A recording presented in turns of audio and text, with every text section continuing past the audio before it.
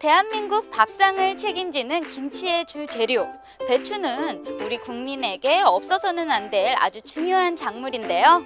이렇게 중요한 배추 농사를 급변하는 기후와 각종 병해충으로부터 더욱 안전하고 체계적으로 지을 수 있는 고급 정보가 있다고 합니다. 어떤 정보인지 저는 벌써부터 너무나도 궁금해지는데요. 지금 바로 만나보실까요? 배추 농사를 좀 더 계획적으로 지을 수 있는 고급 정보가 있다고 해서 왔는데요. 어떤 정보인가요? 네, 그건 바로 배추 생육 상황 조사 정보인데요. 이는 각 시군 농업기술센터 담당자가 배추 생장에 관련된 정보들을 시기별로 조사해 꼼꼼히 기록해 두었다가 꼭 필요한 때에 맞춰 비료주기, 병해충 방제 등과 같은 농작업의 추진 자료로 이용하기도 하고, 작년은 물론 평년의 작황과 비교해서 예상 수량을 전망하고 이를 수급 조절 등에 활용하기도 합니다. 또한 배추 생육 상황 조사 결과는 농촌진흥청 홈페이지 국가병해충 관리 시스템 생육 정보란을 통해 공개하고 있어 필요한 국민들은 언제든 열람해 영농에 이용할 수 있습니다.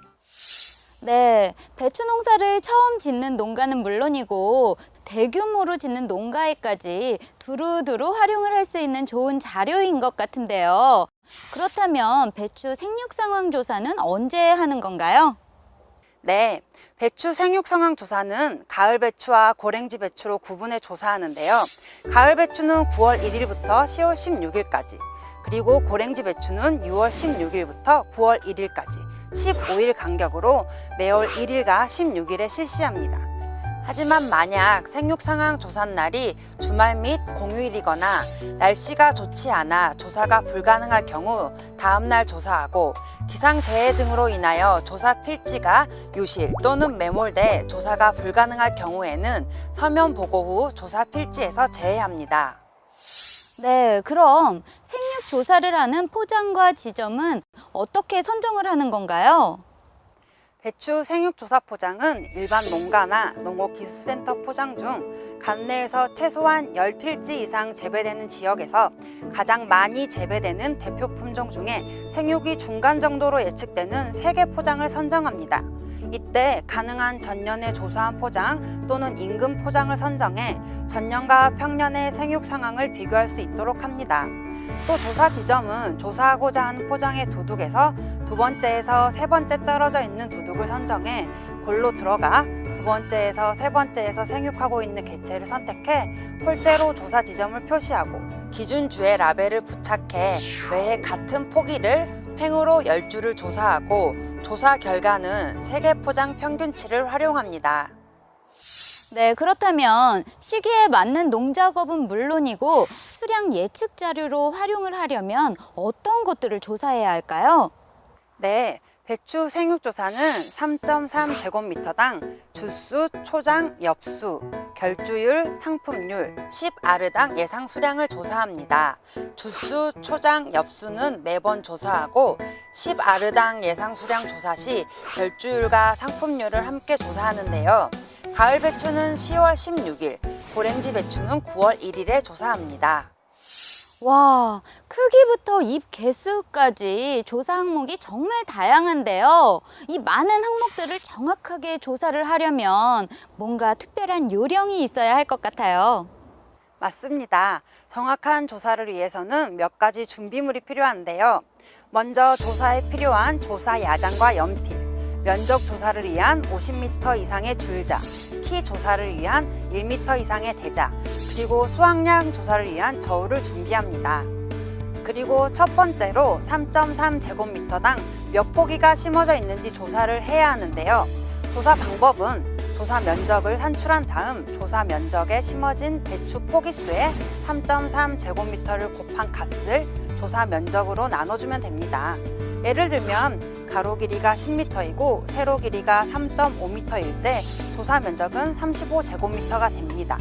조사 면적 35제곱미터 안에 전체 포기수가 100포기라고 했을 때 여기에 3.3제곱미터를 곱한 값 330을 조사 면적 35로 나누면 3.3제곱미터당 주수는 9.4주가 됩니다. 두 번째로 키 조사 방법인데요. 키는 원줄기를 지면에서부터 제일 긴 잎의 길이를 측정합니다. 세 번째는 엽수 조사인데요.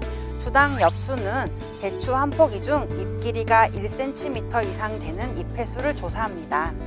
마지막으로 10아르당 예상 수량 조사는 먼저 3.3제곱미터당 주스를 산출한 다음 시료를 채취하는데요. 시료 채취는 두둑 내 두 번째, 세 번째 포기부터 두둑 방향으로 가면서 지나치게 생육이 불량하거나 양호한 개체는 빼고 10주를 채취한 다음 겉잎을 제거하고 각 배추의 무게를 측정해 평균을 산출합니다.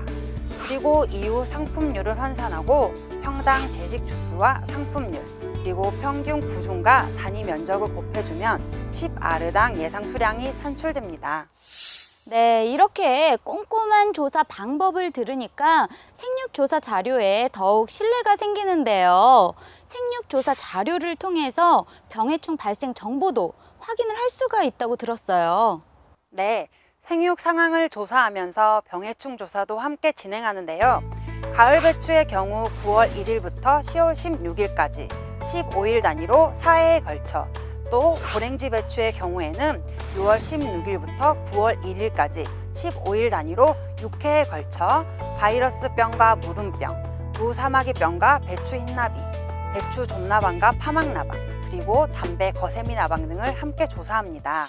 네, 배추 생육 상황 조사야말로 배추 농사에서부터 수급 조절에 이르기까지 배추에 관한 모든 걸 한 번에 알려주는 좋은 지표인 것 같네요. 네, 맞습니다. 마지막으로 몇 가지 더 말씀드리자면 배추 생육조사는 표본수가 적기 때문에 조사 전에 포장 전체를 달간 조사해 생육 균일도를 파악하고 조사할 때는 기준에 준해 조사하되 지나치게 작거나 큰 개체는 제외해야 합니다. 또 조사 후에는 조사된 성적이 조사 포장의 대표치가 되는지 재확인하는 작업도 꼭 진행해야 합니다. 안전하고 체계적인 농산물 생산은 물론 수급 조절까지 가능하게 하는 농작물 생육 상황 조사를 통해서 과학 영농을 꿈꾸고 있는 우리 농업의 미래가 한 발 더 가까이 와 있는 것을 느낄 수가 있었는데요.